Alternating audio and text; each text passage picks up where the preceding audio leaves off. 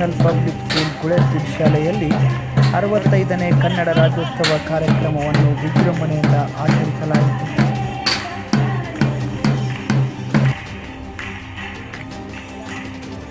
ಈ ಕಾರ್ಯಕ್ರಮಕ್ಕೆ ಮುಖ್ಯ ಅತಿಥಿಗಳಾಗಿ ಆಗಮಿಸಿದ ರಾಜ್ಯ ಮಟ್ಟದ ಕಲಾ ಪ್ರಶಸ್ತಿ ವಿಜೇತರು ಕನ್ನಡ ಭಾಷಾ ಶಿಕ್ಷಕರಾದ ಶ್ರೀ ಸಂಗಮೇಶ್ ಹಂಡಿ ಅವರನ್ನು ಹಾಗೂ ಸಾಹಿತಿಗಳು ಮತ್ತು ಶಿಕ್ಷಕರಾದ ಶ್ರೀ ಮುತ್ತು ಬಳ್ಳ ಅವರನ್ನು ಸಂಸ್ಥೆಯ ಅಧ್ಯಕ್ಷರಾದ ಶ್ರೀ ಮಹಾಂತಯ್ಯ ಸರಗಣಾಚಾರಿ ಮತ್ತು ಸಂಸ್ಥೆಯ ಸದಸ್ಯರು ಗೌರವದ ಸನ್ಮಾನದೊಂದಿಗೆ ಅವರನ್ನು ಗೌರವಿಸಿದರು.